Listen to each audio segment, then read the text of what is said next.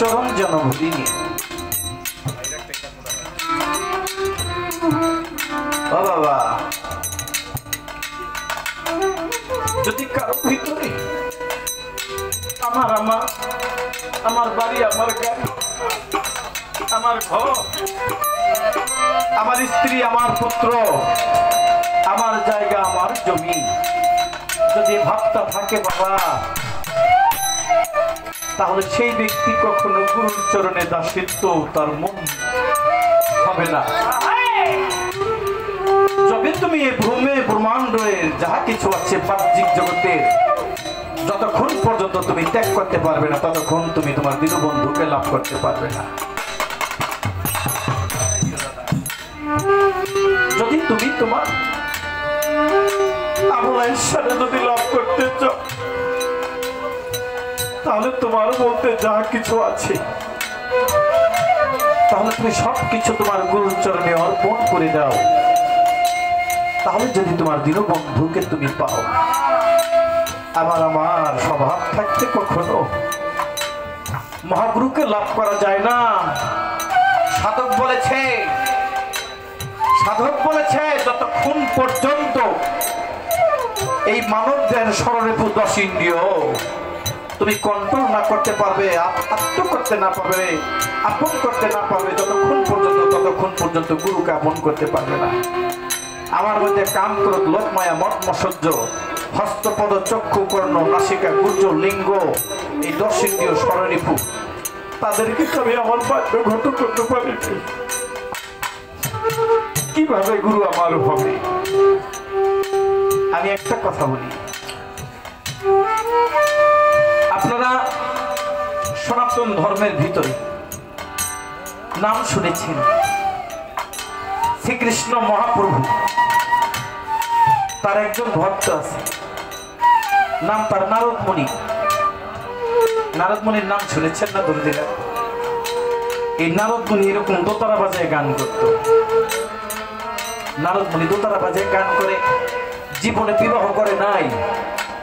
মনে মনে চিন্তা করছে, আমি বুঝি আমার কৃষ্ণের সবচাইতে বড় ভক্ত, কেননা আমি বিবাহ করি নাই, আমি এই সংসার জগৎ করি নাই, আমি বুঝি আমার প্রভুর সবচাইতে বড় বড় ভক্ত। এই কথাটা মনে করে নারদমণি চলে গেছে শ্রীকৃষ্ণ মহাপ্রভুর কাছে। বলতেছে, প্রভু তোমার সবচাইতে বড় ভক্ত কি? কৃষ্ণ তো অন্তর্যামী। তিনি বুঝে গেছে নারদমণি কি জিজ্ঞেস করে আমার কাছে। গুরু মনের ভাব বুঝতে পারে না ভক্তের বাবা। বলতেছে, নারদ আমার কাছে জিজ্ঞেস করো আমার সবচাইতে বড় ভক্ত কে? আমি এই কথাটার উত্তর দিব নারদ, আমার চোখের ভিতরে অনেক যন্ত্রণা, তুমি গিয়ে দেখো এই ব্রহ্মাণ্ডে আমার কত ভক্ত, সেই ভক্তদের কাছে গিয়ে অনারদমণি তুমি দেখো কোথাও আমার একটা চোখ পাও কিনা, আমার চোখের যন্ত্রণার জন্য চোখ কেউ আমাকে দান করে দেয় কিনা। নারদমণি যার কাছে যায়, ওগো সঞ্চ তোমরা কি কেউ কৃষ্ণের ভক্ত? অনেকে বলে হ্যাঁ আমি কৃষ্ণের ভক্ত। তাহলে জানো আমার কৃষ্ণের চোখে অনেক যন্ত্রণা, একটা চোখ দান করতে পারবে আমার প্রভুর জন্য? যার কাছে যায় সেই কয় আমি ভক্ত হয়েছি বলে আমি চোখ দান করতে পারবো না রে নারদ। নারদমণি দাঁড়ে দাঁড়ে দাঁড়ে দাঁড়িয়ে ঘুরে কোথাও চোখ পায়। এবার ব্যর্থ হয়ে যখন একটা বৃক্ষের নিচ দিয়ে যখন আস্তে আস্তে চলে আসলো, হাঁটতে হাঁটতে দেখে যে একটা বৃক্ষের নিচে একটা ব্যক্তি হা কৃষ্ণ হা গোবিন্দ হা গোবিন্দ গুরু গুরু বলে দয়াল বাবা সাঁচাই শাহ বলে আবু বয়স শাহ বলে কাঁদতেছে।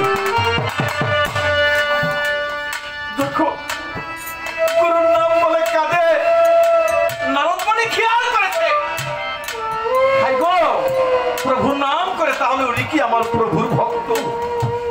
গিয়ে বলতেছে, হে তুমি কে গো? বলতেছে আমার নাম জৈমিনী।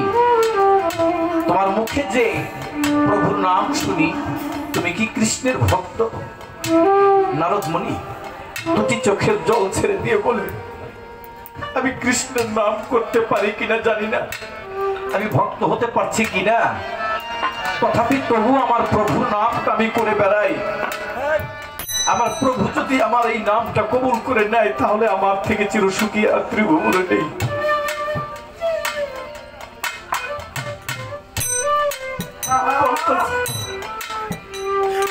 তাহলে আমার প্রভুকে একটা চোখ দান করে দেবে। আমার কৃষ্ণের চোখে অনেক যন্ত্রণা, তুমি কি একটা চোখ দান করতে পারবে? নারদমণি কয়, জৈমিনী যার কাছে গেলাম সেই আমাকে ফিরিয়ে দিল, কেউ আমার কৃষ্ণের জন্য একটা চোখ দান করে দেয়।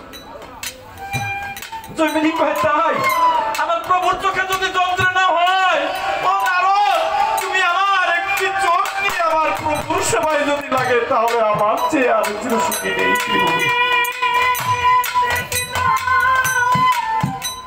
একটি চোখ জৈমিনী উঠিয়ে নারদমণির হাতে দিয়ে দিল।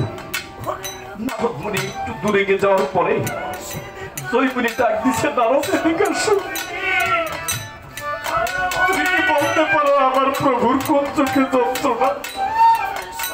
নারদমণি বলে, নারদ জৈমিনী আমার কৃষ্ণের কোন চোখে যন্ত্রণা তো আমি জানি না, তাহলে বলতেছি আমার এই চোখটাও নিয়ে যাও, যেই চোখটা আমার প্রভুর সেবায় লাগে তুমি সেই চোখটাই আমার প্রভুর সেবায় দিয়ে দিও। নারদমণি দুটি চোখেই শ্রীকৃষ্ণের সামনে হাজির করেছে। প্রভু ওই তো বৃক্ষে নিচে তোমার একজন ভক্ত, আমি দাঁড়ে দাঁড়ে ঘুরেছি, কেউ তোমাকে কেউ চোখ দান করে না। তোমার একজন ভক্ত আছে, নাম হয়েছে জৈমিনী, সে দুটি চোখেই তোমাকে দান করে দিয়েছে।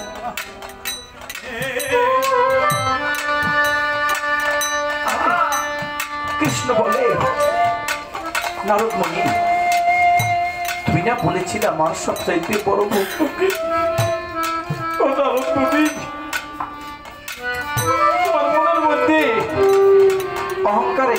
তুমি প্রভুর নাম করো, বিবাহ করো নাই, বাড়ি ঘর করো নাই, তুমি সবচাইতে বড় ভক্ত। ও নারদমণি, তোমার সাথে কি চোখ ছিল না? তুমি দাঁড়ে দাঁড়ে ঘুরো। এবার তোমার উত্তরকে তুমি পেয়েছো, তো আমার সবচাইতে বড় ভক্তকে। শ্রীকৃষ্ণ বলে, আমার যেই ভক্ত আমাকে চোখ দান করে দিয়েছে সেই ভক্তের কাছে নিয়ে যাও। জৈমিনীর কাছে যাওয়ার পরে জৈমিনী বলতেছে, কে এসেছো তুমি? আমার তো চোখ নেই, আমি তো দেখতে পাই। বলতেছে, আমি শ্রীকৃষ্ণ, যাকে তুই ডাকিস। জৈমিনী রে, আমি নিজে তোর কাছে এসেছি। জৈমিনী কয়, প্রভু এসেছো তো, এখন আমার আর চোখ থাকতে তুমি আসো নাই, আমি তোমাকে দেখি না তো, তাই এবার মনের মধ্যে সবচেয়ে বড় কষ্ট, আমি থাকতে তোমাকে পাইলাম না। এবার আমার দৃষ্টি শক্তি যাওয়ার পর তুমি এসেছো, আমি তোমাকে দেখতে পাই না। শ্রীকৃষ্ণ বলে, তুমি দুটি চোখ দিয়েছো, একটি চোখ আমি তোমার চোখে দান করে দিলাম, আর একটি চোখ আমি দিলাম না। যে চোখটি আমি রেখে দিলাম, যেদিন রাধা কৃষ্ণের যুগল মিলন হবে, সেদিন সে চোখ দিয়ে তোমার সেই প্রভুর মিলন দেখবে।